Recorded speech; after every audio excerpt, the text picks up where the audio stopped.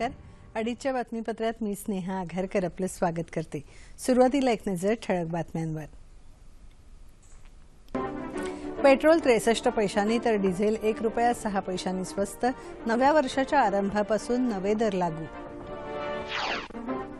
शासनातल्या सर्व सचिवांनी आपल्या अनुभवाचा उपयोग देशात परिवर्तन आणण्यासाठी करावा, पंतप्रधान. उद्योग जगत स्वच्छ आणि पारदर्शक ठेवण्याची जबाबदारी सनदी लेखपालांची, मुख्यमंत्री.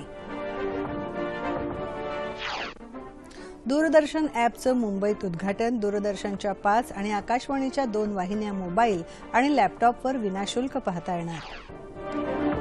आणि जम्मू काश्मीरमधल्या रामबन जिल्ह्यात आग. बोगद्याच्या कामावर असलेल्या 10 मजुरांचा मृत्यू. नमस्कार. बातम्या विस्ताराने. पेट्रोल आणि डिझेलच्या किमतीत काल मध्यरात्रीपासून कपात करण्यात आली. पेट्रोल प्रति लिटर 63 पैसे तर डिझेल ₹1.06 स्वस्त झाला आहे. मुंबईत आता पेट्रोलचा दर ₹66.40 तर डिझेलचा दर ₹52.16 झाला आहे. आंतरराष्ट्रीय बाजारात कच्च्या तेलाच्या किमतीत झालेली घसरण आणि डॉलर रुपयाच्या विनिमय दरातील बदलामुळे ही दर कपात करण्यात आली आहे. प्रदीर्घ अनुभवाचा उपयोग देशात परिवर्तन आणण्यासाठी करावा असं आवाहन पंतप्रधान नरेंद्र मोदी यांनी शासनातल्या सर्व सचिवांना केलं आहे. नवी दिल्लीत काल सचिवांसोबत झालेल्या बैठकीत ते बोलत होते.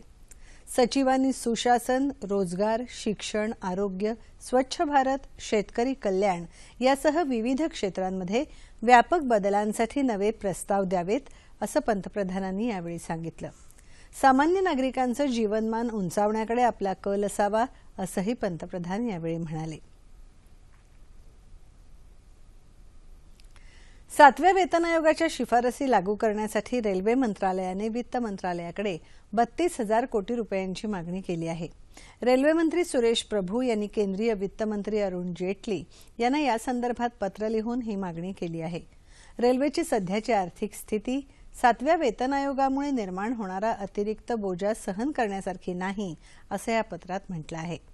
ही आर्थिक मदत थेट महसुलाच्या स्वरूपात करावी किंवा इतर पर्यायाद्वारे करावी असं प्रभू यांनी लिहिलं आहे. येत्या 3-4 वर्षांमध्ये तिकीट दरात हळूहळू वाढ करून तसंच अन्य महसुलामधून हा निधी भरून काढता येईल असंही त्यांनी स्पष्ट केलं आहे.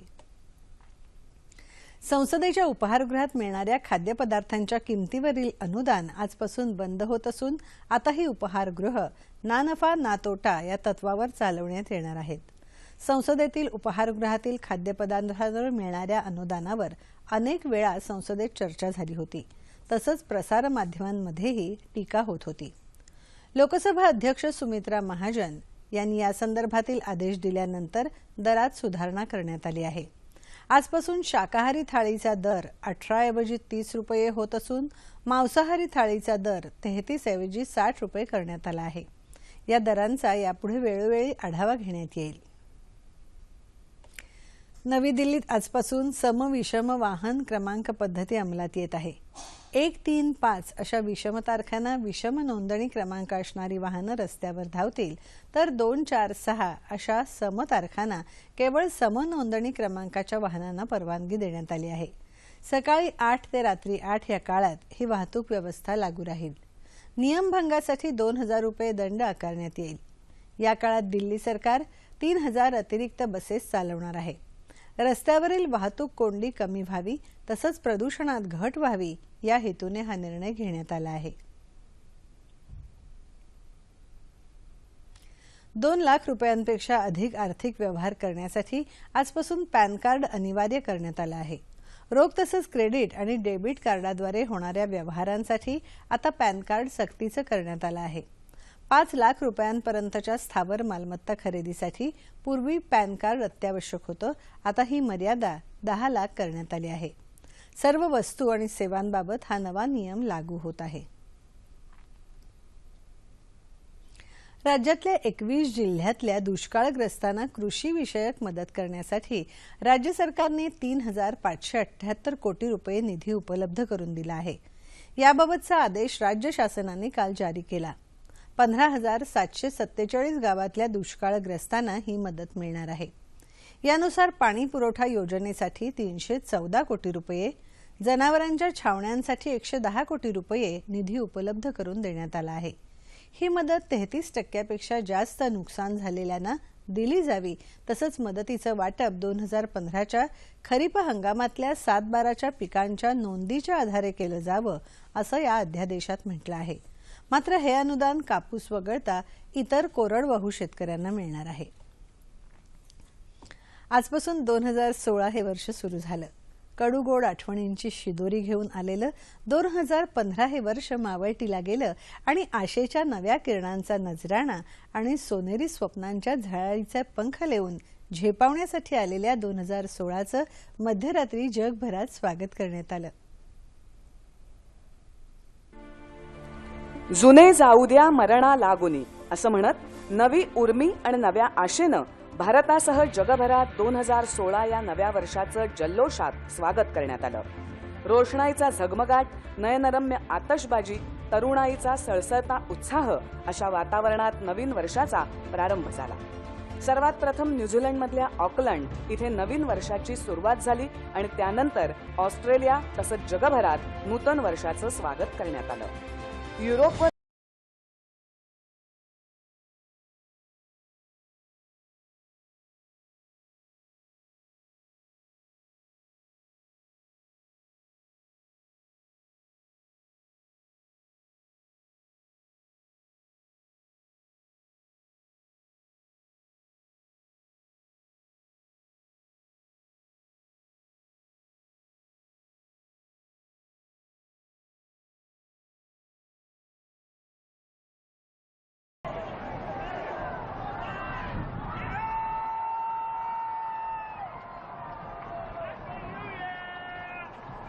मुंबईसह देशभरात सर्वच ठिकाणी काल नवीन वर्षारंभाचा जल्लोष दिसून आला। मुंबईत gateway of India, CST railway स्थानक, मरीन ड्राईव्ह, समुद्र किनारे गर्दीनं ओसंडून वाहत होते।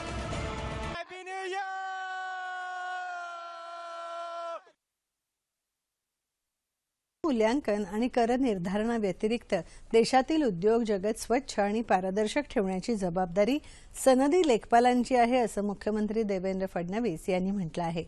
अमरावती इथे आज ICAI फेस्टिवल 2016चं उद्घाटन मुख्यमंत्र्यांच्या हस्ते झालं, त्यावेळी ते बोलत होते। करविषयक सर्व कायद्याचं पालन करण्याचा सल्ला देणारा लेखपाल हा उत्तम सनदी लेखपाल अशी व्याख्या करता येईल, असं मुख्यमंत्री म्हणाले। आंतरराष्ट्रीय नाणेनिधीचा हवाला देत भारत हा चीनपेक्षा अधिक वेगाने विकास करणारा देश असल्याचं मुख्यमंत्र्यांनी सांगितलं। अमरावतीचे पालकमंत्री प्रवीण पोटे, खासदार आनंदराव अडसूळ तसंच इतर वरिष्ठ सनदी अधिकारी यावेळी उपस्थित होते। महात्मा ज्योतिबा फुले आणि सावित्रीबाई फुले यांनी 1 जानेवारी 1848 रोजी पुण्यात भिडेवाड्यात मुलींची पहिली शाळा सुरू केली। या वर्धापन दिनानिमित्त अखिल भारतीय माळी संघातर्फे आज पुण्यात एका रॅलीचं आयोजन करण्यात आलं होतं। पुण्याचे पालकमंत्री गिरीश बापट यावेळी उपस्थित होते। भिडेवाड्याच्या संदर्भातील प्रकरण न्यायप्रविष्ट असून आपण या प्रकरणात लक्ष घालू, तसंच भिडेवाडा ही वास्तू सावित्रीबाई फुले यांचं स्मारक होईल, असं आश्वासन बापट यांनी यावेळी दिलं।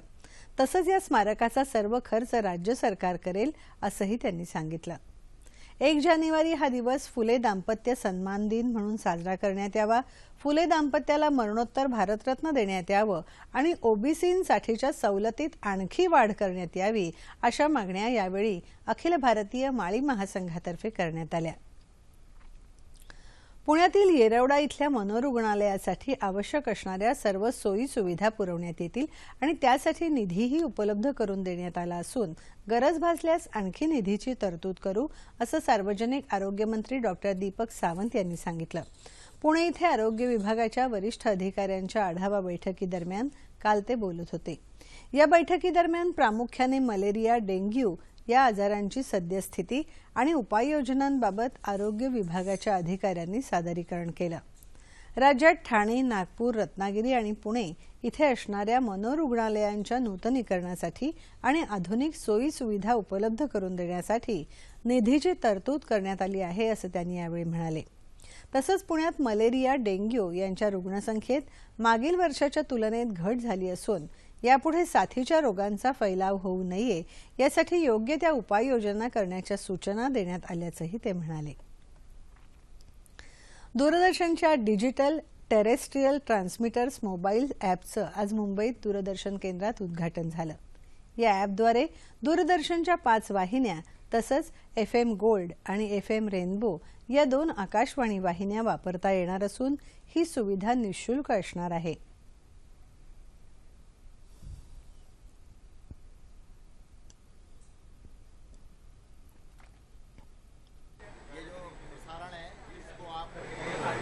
गाड़ी में देख सकते हैं, ट्रेन में देख सकते हैं, बस में देख सकते हैं.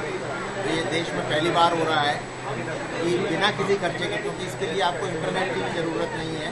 सिर्फ एक डोंगल आपको अपने मोबाइल के साथ लगाना है और इस प्रसारण को आप कहीं भी देख सकते हैं, किसी भी समय देख सकते हैं. दूरदर्शन ने कंट्री वाइज ये डिजिटल टेरेस्ट्रियल ट्रांसमीटर का सुविधा आज से कमीशन किया हुआ है. इसके चलते हम बॉम्बे में यहाँ 5 वीडियो चैनल दे रहे हैं. इसमें है DD national, DD sports, DD Bharati और अपना डीडी सह्याद्री जो है यहाँ हम अपनी लोकली यहाँ यूज करते हैं. और उसको छोड़ के अभी 2 ऑडियो चैनल भी दे रहे हैं. मुंबईसह देशभरात 16 ठिकाणी ही सुविधा आजपासून सुरू झाली आहे.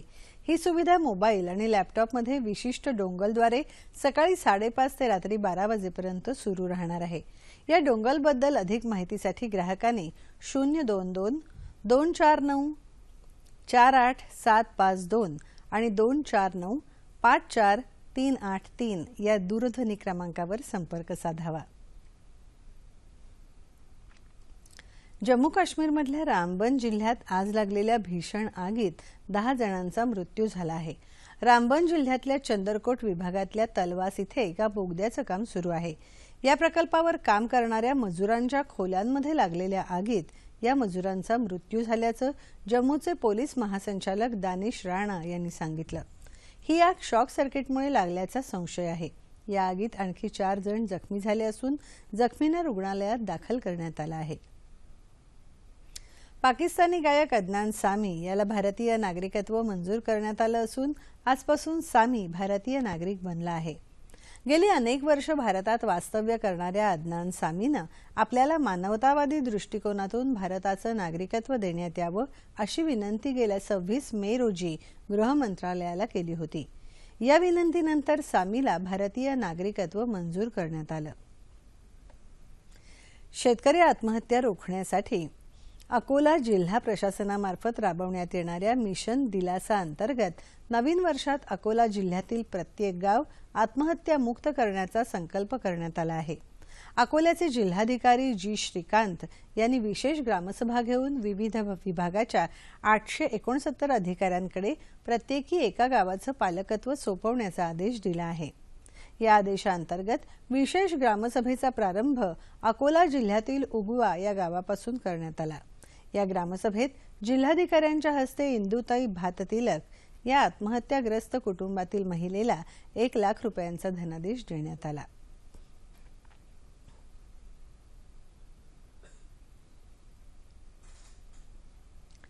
रत्नागिरी जिल्ह्यात अनेक गावांमध्ये महिलांकडून दारूबंदीची मागणी होत आहे. मात्र दारू धंदे करणाऱ्यांचं पुनर्वसन हा पोलिसांसमोरील मोठा प्रश्न असून सामाजिक संस्थांच्या माध्यमातून हा प्रश्न सोडवण्यासाठी पोलिसांचे प्रयत्न सुरू आहेत. रत्नागिरी जिल्ह्यात 7 गावांमध्ये दारूबंदी झाली असून आणखी 60 गावांमध्ये पूर्णपणे दारूबंदी करावी अशी महिलांची मागणी आहे.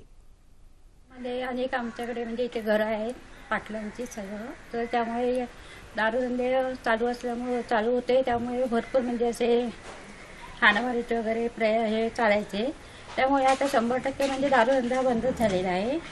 त्यामुळे ते आता व्यवस्थित म्हणजे इकडचं वातावरण वगैरे पण व्यवस्थित चांगलं सुखसमाधान म्हणजे लोक नांदत आहेत चांगली व्यवस्थित अशी. जिल्ह्यात 100% दारूबंदीसाठी पोलीस प्रयत्नशील आहेत. जिल्ह्याचे पोलीस अधीक्षक डॉक्टर संजय शिंदे यांनी व्यसनमुक्तीला प्राधान्य दिलं आहे. त्यामुळे गावागावातील महिला दारूबंदीसाठी पुढे येत आहेत. दारूबंदी बरोबरच दारूधंदे करणाऱ्यांचं पुनर्वसन करण्यासाठीही प्रयत्नांची आवश्यकता आहे. रत्नागिरी जिल्ह्यामध्ये 7 ते 8 दारू बाधित गावं आहेत तर ह्या 7 ते 8 दारू बाधित गावामध्ये पोलिसांनी स्थानिक विद्यार्थी मित्रांच्या पोलीस मित्रांच्या माध्यमातून सर्वकष असे प्रयत्न करून ज्याच्यामध्ये पोलीस मित्रांना त्या गावामध्ये रुरल डेव्हलपमेंटचा एक कार्यक्रम करायला लावला, प्रबोधनाचा कार्यक्रम करायला लावला. पोलिसांनी अतिशय चांगल्या प्रकारचं दारूबंदीचं काम केलं. त्या ठिकाणी चांगल्या रेड्स केल्या आणि तिथला सगळा दारूचा जो अवैध दारूचा व्यवसाय होता हे गेल्या 8-9 महिन्यामध्ये अतिशय चांगल्या प्रकारे त्याच्यावर नियंत्रण आणलेलं आहे. संसदेचं कामकाज बंद पाडल्यामुळे जनहिताची कामं होत नाहीत, म्हणून संसद बंद पाडणाऱ्यांना लोकांनीच जाब विचारणं आवश्यक आहे असं मत रामभाऊ म्हाळगी प्रबोधिनीने मुंबईत आयोजित केलेल्या चर्चासत्रात मान्यवरांनी व्यक्त केलं. संसदीय लोकशाही नकारात्मक राजकारणाचं आव्हान या विषयावर घटनातज्ञ सुभाष कश्यप यांच्या अध्यक्षतेखाली आयोजित करण्यात आलेल्या चर्चासत्रात भाजपचे राष्ट्रीय उपाध्यक्ष आणि प्रबोधिनीचे महासंचालक डॉक्टर विनय सहस्त्रबुद्धे, प्राध्यापक डॉक्टर शांतीश्री पंडित आणि MR व्यंकटेश सहभागी झाले होते. संसदेत निवडून गेलेल्या प्रत्येकाला जनादेश मिळालेला असतो, पण विरोधी सदस्यांनी चर्चाच होऊ दिली नाही तर संसदेचं महत्त्व काय उरेल असा प्रश्न कश्यप यांनी उपस्थित केला. इतर मान्यवरांनीही अशाच प्रकारचं मत यावेळी व्यक्त केलं. शेगाव विकासाची 360 कोटी रुपयांची कामं पूर्ण झाली असून उर्वरित कामं त्वरित पुरी करावीत असे निर्देश अमरावती विभागाचे आयुक्त ज्ञानेश्वर राजूरकर यांनी काल दिले. विकास आराखड्यांच्या कामांचा आढावा घेण्यासाठी ते काल शेगावमध्ये आले होते. काही कामं उच्च न्यायालयाच्या स्थगितीमुळे थांबवण्यात आली आहेत, पण ही स्थगिती हटवण्याकरता आवश्यक ती प्रतिक्रिया सुरू असल्याचं राजूरकर यांनी यावेळी स्पष्ट केलं. नववर्षाचं स्वागत करण्यासाठी अहमदनगर इथल्या आर्ट ऑफ लिव्हिंगच्या स्वयंसेवकांनी अनोखी पद्धत अनुसरली आहे. यासाठी गेले 2 महिने सुमारे 60 ते 70 तरुण तरुणींनी शहरातील सार्वजनिक स्वच्छतागृह साफ करण्याचं काम हाती घेतलं आहे. झोपडपट्टीतल्या घाणीच्या साम्राज्यामुळे होणाऱ्या विविध आजारांची माहिती सुमारे 27,000 घरांना देऊन जनजागृती करण्याचा उपक्रमही या तरुणांनी राबवला आहे. अहमदनगर सोबतच सांगली, सातारा, श्रीरामपूर, पारनेर तसंच शेवगाव इथल्या तरुण वर्गाचा या अभियानात मोठा सहभाग आहे. आपल्या मराठी भाषेची शुद्धता दिवसेंदिवस अधिकच हरवत चालली आहे. हा चिंतेचा विषय असून ही अधोगती थांबवायची असेल तर सुजाण साहित्यिकांनी याबाबत सखोल चिंतन करणं आवश्यक आहे असं मत ज्येष्ठ अभिनेते विक्रम गोखले यांनी काल अमरावतीत व्यक्त केलं. अमरावतीत जागतिक मराठी अकादमीद्वारे शोध मराठी मनाचा हे 2 दिवसांचं संमेलन आजपासून सुरू होत असून विक्रम गोखले या संमेलनाचे अध्यक्ष आहेत. या निमित्ताने काल घेतलेल्या पत्रकार परिषदेत ते बोलत होते. या संमेलनातून मराठी अस्मितेची विविध क्षेत्रातील घोडदौड अमरावतीकरांना अनुभवायला मिळणार आहे. विद्यार्थ्यांना मराठी साहित्याची माहिती व्हावी याकरता प्रत्येक महाविद्यालयात विद्यार्थी साहित्य संमेलन झालं पाहिजे असं मत 89व्या अखिल भारतीय मराठी साहित्य संमेलनाचे अध्यक्ष श्रीपाल सबनीस यांनी व्यक्त केलं आहे. पुणे जिल्हा शिक्षण मंडळ आणि चिंचवडचा रोटरी क्लब यांनी संयुक्तपणे इथल्या रामकृष्ण मोरे महाविद्यालयात विद्यार्थी साहित्य संमेलन आयोजित केलं होतं. या संमेलनात ते बोलत होते. सध्याची परिस्थिती भयानक असून वाममार्गाला लागलेल्या तरुण पिढीला सांभाळणं कठीण झालं आहे. या पिढीला महाविद्यालयीन जीवनात साहित्याचं बाळकडू दिलं गेलं नाही तर त्यांना आपल्या मातृभाषेविषयी प्रेम निर्माण होणार नाही असंही ते म्हणाले. व्यसनमुक्त कार्यक्रमाअंतर्गत अंधश्रद्धा निर्मूलन समितीतर्फे धुळे जिल्ह्यात व्यसन विरोधी निर्धार सप्ताह साजरा करण्यात येत आहे. नव्या पिढीला व्यसनापासून दूर ठेवण्यासाठी विविध माध्यमातून व्यसनाचे दुष्परिणाम सांगण्याचा प्रयत्न अनिशच्या कार्यकर्त्यांनी केला. यानिमित्त धुळ्यात डॉक्टर बाबासाहेब आंबेडकर यांच्या पुतळ्यापासून शहरातून एक जनजागृती रॅली काढण्यात आली. द दारूचा नाही तर द दुधाचा आहे असा संदेश देऊन उपस्थितांना दुधाचं वाटपही करण्यात आलं. लातूरमध्ये काल महाविद्यालयीन विद्यार्थ्यांची व्यसनविरोधी प्रबोधन रॅली काढण्यात आली. सहाय्यक पोलीस निरीक्षक सत्यवान हाके यांनी रॅलीत सहभागी झालेल्या विद्यार्थ्यांना व्यसनविरोधी शपथ दिली. जीवनात यशस्वी होण्यासाठी सर्व व्यसनांपासून दूर राहा असं हाके यांनी यावेळी सांगितलं. दारू नको दूध प्या असा संदेश यावेळी देण्यात आला. तसंच प्रतिकात्मक स्वरूपात दुधाचं वाटपही करण्यात आलं. अंधश्रद्धा निर्मूलन समिती विवेक वाहिनीच्या वतीने ही रॅली काढण्यात आली होती.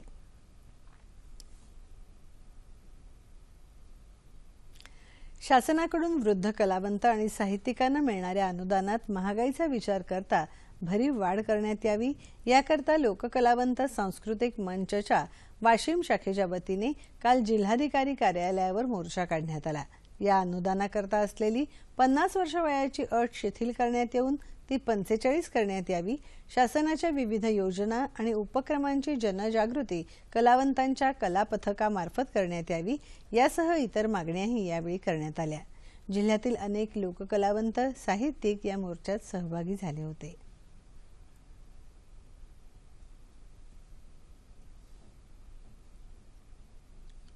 भारतीय क्रिकेट नियामक मंडळाने क्रिकेट संघाचा कर्णधार विराट कोहली याची 2015 मधील सर्वोत्तम क्रिकेटपटू म्हणून निवड केली आहे. महिला क्रिकेट संघाची कर्णधार मिताली राज ही सर्वोत्तम महिला क्रिकेटपटू ठरली आहे. 27 वर्षीय विराट कोहलीच्या नेतृत्वाखाली भारतीय क्रिकेट संघाने श्रीलंकेवर तब्बल 22 वर्षांनंतर मालिका विजय नोंदवला, तर जागतिक क्रमवारीत प्रथम क्रमांकावर असलेल्या दक्षिण आफ्रिकेला 9 वर्षांनंतर प्रथमच परदेशात धूळ चारली होती. मिताली राज एकदिवसीय क्रिकेटमध्ये 5000 धावा करणारी पहिली भारतीय महिला क्रिकेटपटू ठरली आहे. माजी यष्टीरक्षक सय्यद किरमाणी यांना कर्नल C.K. नायडू जीवन गौरव पुरस्काराने सन्मानित करण्यात येणार आहे. येत्या 5 तारखेला मुंबईत होणाऱ्या समारंभात हे पुरस्कार प्रदान करण्यात येतील. भारताचा फिरकीपटू आर अश्विनने ICC कसोटी गोलंदाजांच्या आणि अष्टपैलू खेळाडूंच्या यादीत अव्वल स्थान पटकावून नवा इतिहास घडवला आहे. या क्रमवारीत 1 नंबरी ठरणारा अश्विन हा दुसराच भारतीय गोलंदाज ठरला आहे. बिशन सिंग बेदीच्या नंतर तब्बल 42 वर्षांनी भारताला हा मान मिळाला आहे. 2015 या वर्षात 9 कसोटी सामन्यात अश्विनने सर्वाधिक 62 गडी बाद केले होते. अष्टपैलू खेळाडूंच्या यादीतही अश्विन अव्वल स्थानी असून गेल्या 3 वर्षात त्याने मान दुसऱ्यांदा पटकावला आहे.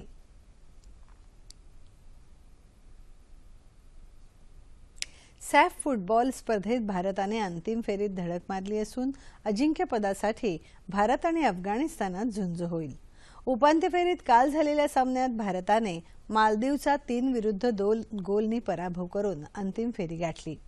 भारतातर्फे सुनील छेत्री आणि जेजी लाल पहलुआ यांनी गोल नोंदवले.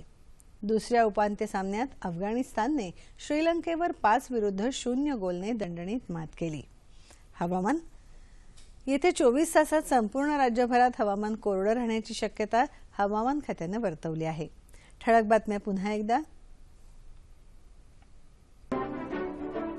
पेट्रोल 63 पैशांनी तर डिझेल 1 रुपया 6 पैशांनी स्वस्त.